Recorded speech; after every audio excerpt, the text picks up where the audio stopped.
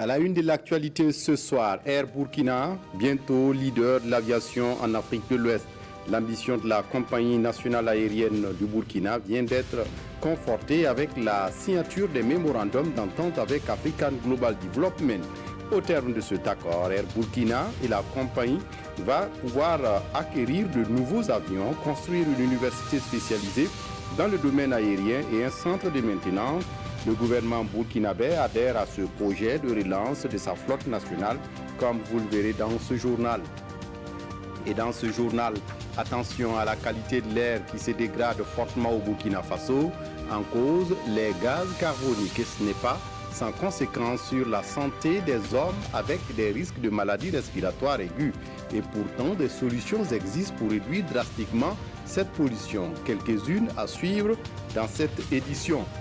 Et dans cette édition au Soudan, la junte au pouvoir accepte de négocier avec la rue un revirement des militaires après un bain de sang lundi parmi les militants. Le Conseil militaire de transition au pouvoir, en effet, s'est dit ouvert à des négociations sans restriction, mais les chefs de la contestation rejettent l'offre de dialogue de l'armée. Ce sont là les titres du 20h. Mesdames, Messieurs, bonsoir et ravi de vous retrouver. Mais pour commencer, la majorité parlementaire au Burkina Faso fait le bilan de sa participation à la première session ordinaire de l'Assemblée nationale en 2019. Pour ses responsables, une quarantaine de projets de loi votés et de nombreuses conventions de ratification adoptées. Des détails avec Urbain Benito Somé et Janine Kambiré. Le 3 juin dernier marquait la clôture de la première session ordinaire de l'année 2019 de l'Assemblée nationale.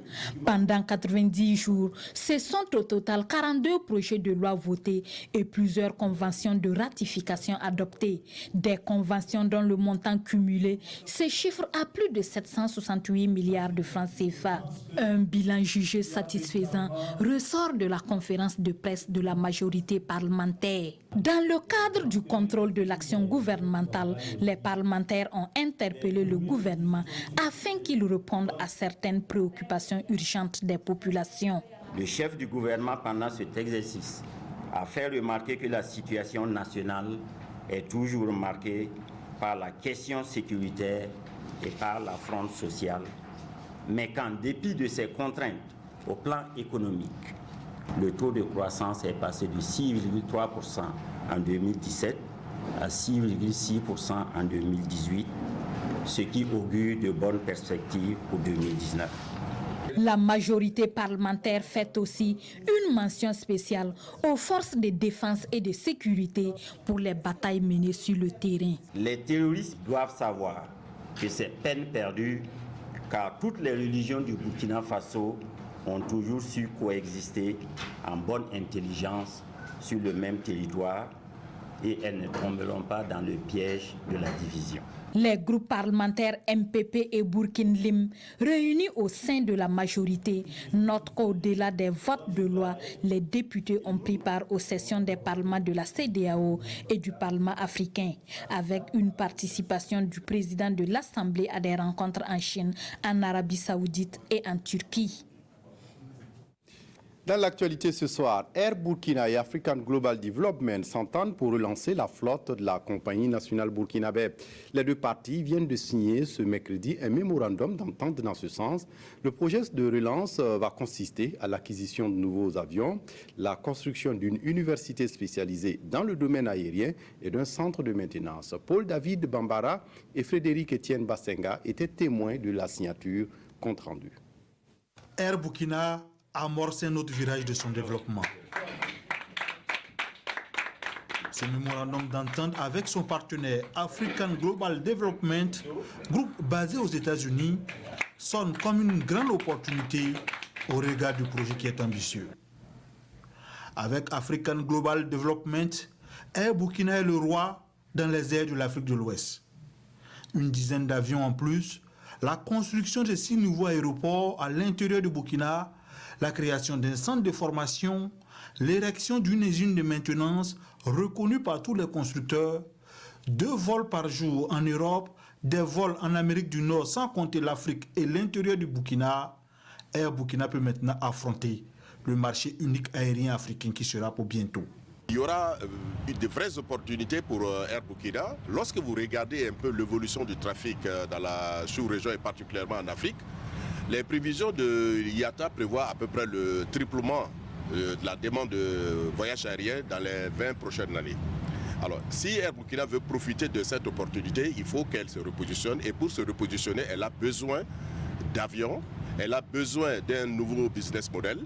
African Global Development a longtemps étudié le Burkina.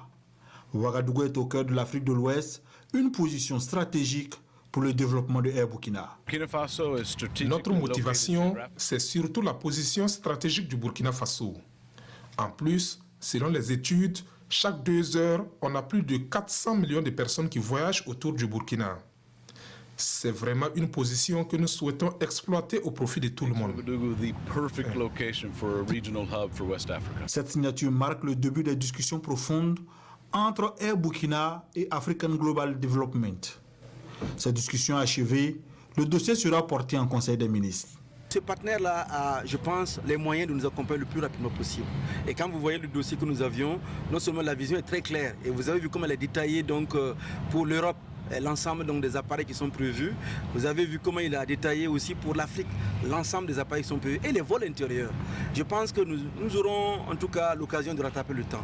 Parce que c'est une question de financement et je pense que les financements il les a, mais aussi c'est une question donc d'outils institutionnels. Nous avons maintenant un conseil d'administration, donc je pense que Air Burkina a les mains libres pour pouvoir signer si le projet qu'il présente convient au Burkina Faso, en tout cas signer donc des accords très très sérieux en termes de financement, mais aussi en termes d'opérationnalisation. Air Burkina gardera son appellation et restera dans le patrimoine burkinabé. Toutefois, pour ce projet, l'État, en plus de African Global Development, fera appel à des privés burkinabés. Le dialogue euro-africain sur la migration et le développement, encore appelé processus de Rabat, est un dialogue régional sur la migration depuis plus de 10 ans environ. Le dialogue offre un cadre de consultation réunissant les pays d'origine, de transit, de destination des routes migratoires reliant l'Afrique centrale, de l'Ouest, du Nord et à l'Europe. Le Burkina Faso présidait jusque-là le processus. Il vient de céder sa place à la France au cours d'une rencontre qui se tient en ce moment à Bruxelles, en Belgique. Et avec ce processus, il s'agit d'implémenter des politiques migratoires au bénéfice du développement durable. Explication avec Khalidou Badjini et Marguerite Douagneau. Ils sont encore des milliers les migrants qui risquent leur vie chaque année dans la mer et dans le désert pour aller chercher meilleur avenir en Europe. Certains perdront la vie chemin faisant, d'autres seront renvoyés chez eux et d'autres encore qui atteindront leur destination savent que la vie ne sera pas forcément facile pour eux. Quand les jeunes traversent et ils arrivent, ils sont confrontés au problème des papiers. Et généralement, quand la police les prend, ils les conduisent dans des centres de détention. Et dans ces centres de détention, ils vont souffrir un peu. Et c'est là que la désillusion sort de leurs yeux et ils commencent maintenant à voir la réalité en face. Cet exode clandestin est une préoccupation pour les pays de transit et de destination qui ne savent pas toujours comment gérer ces flux migratoires illégaux. Une situation qui a donné naissance en 2006 au processus de Rabat. C'est une plateforme de dialogue pour les administrations des pays d'origine, de transit et de destination le long des routes migratoires ouest-africaines. Mais qu'est-ce que ce dialogue euro-africain sur la migration et le développement a-t-il apporté comme réponse au phénomène migratoire depuis sa création?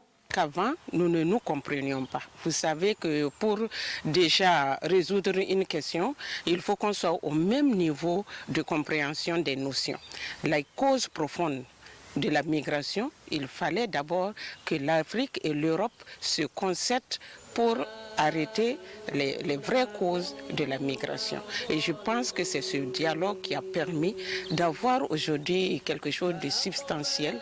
Le Burkina Faso, qui assurait la présidence du comité de pilotage, a joué pleinement sa partition et au moment de transmettre le flambeau à la France, des défis demeurent encore à relever. La réunion de Bruxelles a fait l'état des lieux des activités du processus de Rabat et pris de nouveaux engagements à travers le plan d'action conjoint de la Valette, revu et corrigé. Un mot d'économie avant de poursuivre. L'Agence de financement et de promotion des petites et moyennes entreprises et la Fédération africaine pour l'entrepreneuriat et le développement économique veulent lutter contre le chômage des jeunes au Burkina Faso.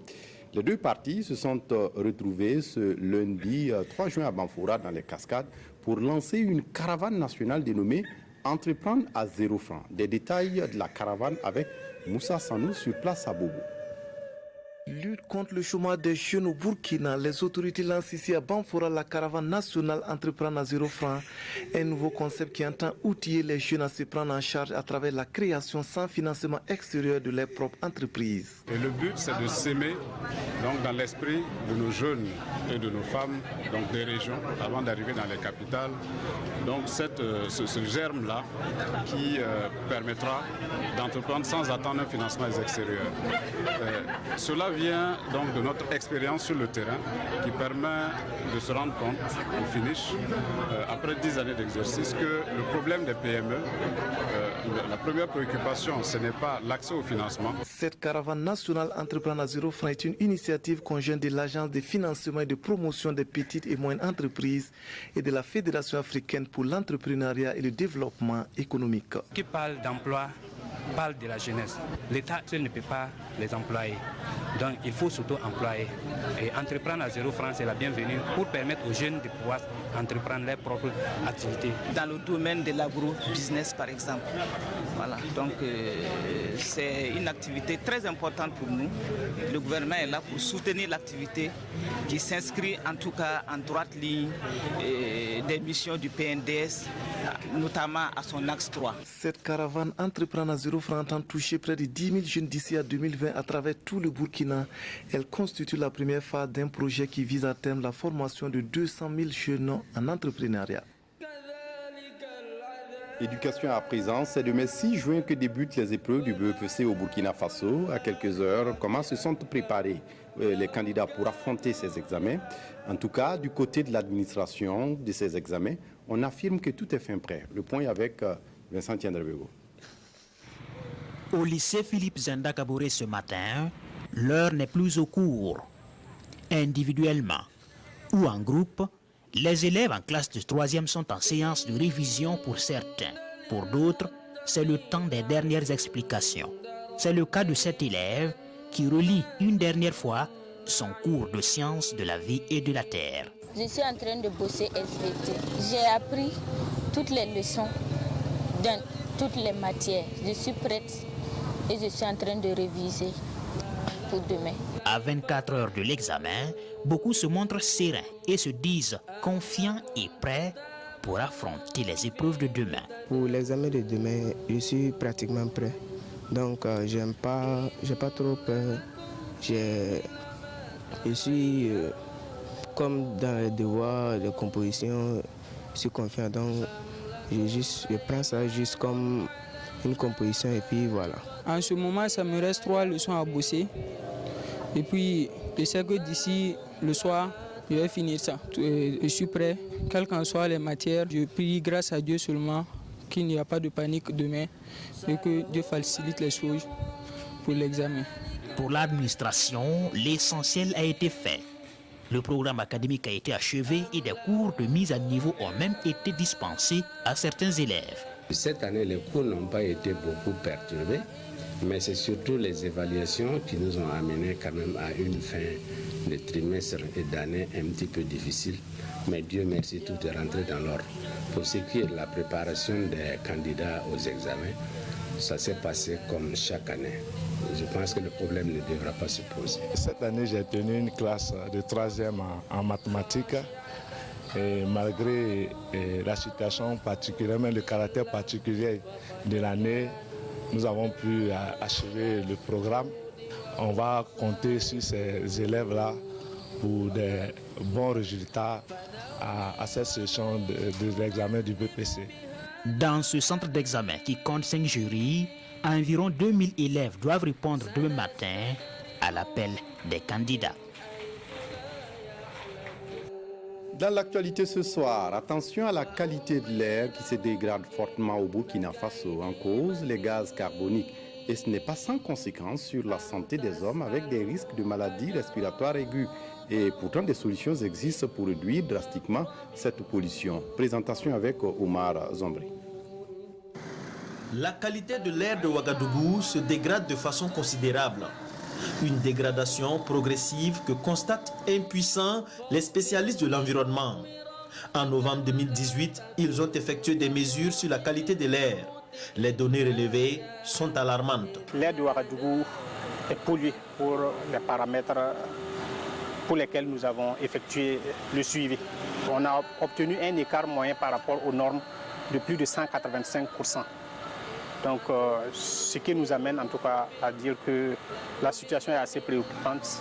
Le gaz carbonique ou CO2 dégagé par la combustion des carburants, voici l'un des facteurs de la détérioration de la qualité de l'air que nous respirons dans les métropoles. Toute chose qui est accentuée non seulement par la mauvaise qualité du carburant vendu en Afrique de l'Ouest, mais aussi par les véhicules en fin de vie. Nous avons en premier lieu le trafic au niveau de la ville de Ouagadougou à travers les émissions des engins. Nous avons également l'activité agricole, notamment le maraîchage urbain et périurbain qui s'effectue, qui constitue une source de pollution. Nous avons également les activités industrielles à travers également des émissions de fumée et de particules fines au niveau de l'air qui contribuent à la pollution de l'air. Cette mauvaise qualité de l'air a des répercussions sur la santé des citadins. L'OMS a conduit un certain nombre d'études en la matière où, au niveau mondial, d'une manière générale, 23% des maladies sont liées à la qualité de l'air, du moins aux facteurs environnementaux, j'allais dire. Il y a lieu donc de prendre des dispositions afin de limiter cette dégradation de la qualité de l'air. Et à tous les niveaux, des actions sont possibles. En tant que citoyen, on peut opter pour des mesures comme le transport en commun pour réduire les émissions liées aux différents engins que nous utilisons pour nous déplacer. Ou en d'autres termes, quand on a le choix, également aller vers des moyens de locomotion non motorisés. Maintenant, de façon plus macro, c'est d'agir véritablement sur l'introduction des carburants frélatés et d'agir sur la limitation de l'âge des véhicules dans notre pays qui sont quand même source de pollution atmosphérique. Il faut donc agir et en urgence. Chacun doit s'y mettre afin de réduire au maximum l'émission des gaz carboniques. Si nous échouons à le faire, il faudra donc se préparer à vivre avec des masques et des bouteilles d'air pur, comme c'est le cas dans certains pays. Les universités africaines de la communication de Ouagadougou, UACO, vont se tenir cette année en novembre prochain. C'est un rendez-vous du donner et du recevoir pour les professionnels des médias, mais aussi des métiers de la communication. Pour cette édition, un comité scientifique se charge de piloter le contenu scientifique de l'événement. Ce comité se compose d'une dizaine d'experts et de professionnels et il vient d'être installé ce 3 juin à Ouagadougou en présence de Nongba Kouda et de Tanga Robert Kafando. Le ministre en charge de la communication installe à cette sobre cérémonie les membres du conseil scientifique des UACO, les universités africaines de la communication de Ouagadougou. Au nombre de 10, ils sont des chevronnés praticiens et des émérites enseignants de la communication et leur tâche à 5 mois de l'événement. C'est de réfléchir sur le thème qui porte sur la géopolitique africaine et voir dans quelle mesure la communication peut contribuer à construire une nouvelle image de l'Afrique qui est suffisamment érodée, vous le savez, par les différents fléaux qui affectent notre continent. Mais au-delà de toutes ces considérations qui sont des faits réels, il reste que l'Afrique, elle est combattante, il y a des jeunes qui se battent. Ce comité scientifique dirigé par le professeur Balima, donc, par rapport au thème et aux 3 sous-thèmes, va faire donc lancer l'appel à candidature pour que les différents universitaires d'Afrique et d'ailleurs puissent, dans le cadre de des UACO-là, faire des propositions de communication. Ils vont ensuite assurer l'agencement de ces communications-là pendant les UACO, mais également nous accompagner en tant que ministère de la Communication à ce que les recommandations et les différents éléments formulés pour améliorer les UACO puissent être pris en compte. La 11e édition des universités africaines de la communication de Ouagadougou se tient du 21 au 23 novembre prochain sous le thème « La communication géopolitique de l'Afrique et des pays africains, construire une autre image ». 3 sous-thèmes feront l'objet de panels: communication et repositionnement des savoirs de l'Afrique, les entreprises de presse en Afrique face aux défis de la mondialisation, particularisme et particularités des médias africains. Et puis le Centre d'études de documentation et de recherche économique et sociale CEDRES présente les résultats d'une étude sur l'agriculture et le genre. Il s'agit de montrer les enjeux des politiques économiques en relation avec ce couple agriculture-genre. Plus de détails avec Nathalie Sawadgo. Ils sont 4 chercheurs en économie issus des 4 universités du Burkina Faso à présenter les résultats de leur recherche. Une recherche axée sur la problématique de subvention du capital agricole des femmes afin de réduire les inégalités et favoriser l'économie du Burkina Faso. Nous avons essayé de montrer que lorsque l'État décide d'accorder des subventions pour l'achat d'équipements agricoles en faveur des femmes, cela permet non seulement d'avoir une croissance économique plus solide, plus robuste, et cela permet aussi de réduire les inégalités de revenus entre les hommes et les femmes. C'est une étude qui a été conduite donc, par de jeunes chercheurs donc, de notre centre et de notre laboratoire, et qui est partie du simple fait que l'importance de la femme dans le secteur agricole dans nos pays, et qui ont observé qu'en dépit de cette importance, la femme dans le secteur agricole, en fait, la femme est démunie. Selon le ministère en charge de la femme, environ 93% des femmes burkinabées exerçant des activités économiques travaillent dans les campagnes, principalement dans la production vivrière. Et cela se réalise le plus souvent dans des conditions précaires. Cette étude vraiment va permettre, comme l'a dit le directeur du CEDRES, d'identifier les facteurs d'exclusion, les facteurs qui limitent l'accès des femmes à la production agricole. L'étude a été réalisée sous la supervision technique de Partnership for Economic Policy avec l'appui financier du Centre de recherche en développement international du Canada et du Royaume-Uni. Lundi prochain se tient à Ouagadougou la 43e session du comité du patrimoine mondial du groupe 5A. La rencontre est prévue se tenir en effet du 10 au 15 juin prochain.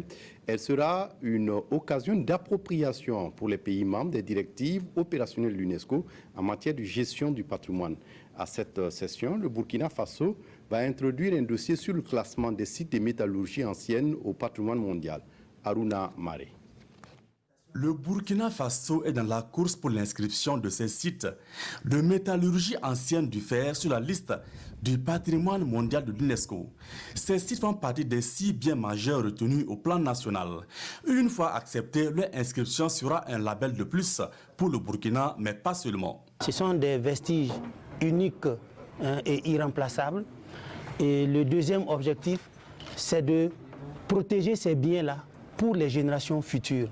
Nous serons fiers de pouvoir montrer à ceux qui vont venir après qu'il a existé au Burkina Faso des ingénieurs, des savants qui ont pu, à partir de la latérite, extraire des particules de fer pour développer la qualité de vie des hommes de l'époque. C'est l'unique dossier africain à défendre à la 43e session du comité du patrimoine mondial. La session est prévue en juillet prochain à Bakou, en Azerbaïdjan. C'est pour accorder les violons que se tient lundi prochain à Ouagadougou la 4e rencontre des experts africains du groupe G5 de l'UNESCO. Le département de la culture, des arts et du tourisme a aussi évoqué les enjeux de la réunion. Il va s'agir dans un premier temps donc, de mettre à niveau tous les représentants de ce groupe G5 africain et ensuite ce groupe-là va examiner les dossiers qui seront en compétition à Bakou pendant la session du comité du patrimoine mondial. Le dossier revêt une importance pour l'Afrique. Le continent a environ 9% de ses biens classés sur la liste des 1092 biens du patrimoine mondial. Sur cette liste, le Burkina Faso a pu inscrire 2 biens. Il s'agit du parc W et des ruines de l'Oropénie. Et puis cinéma à présent, Larlé, le voisin de Rama et Toussaint sont heureux. Tout ira même très bien si Larlé, l'ancien voisin des parents de Toussaint et de Rama, ne se jalousaient pas. Ils deviennent de plus en plus médisants. Mais pourquoi sont-ils jaloux? La réponse à suivre dans la dernière réalisation cinématographique de MCZ. Le film a été présenté aux journalistes ce 3 juin à Ouagadougou en présence de Maxime Zongo. L'allée, le voisin de Rama, est la toute nouvelle production du jeune réalisateur Yacouba Napon alias MCZ. L'amour, la jalousie, la haine, la vengeance sont les thèmes abordés dans ce film.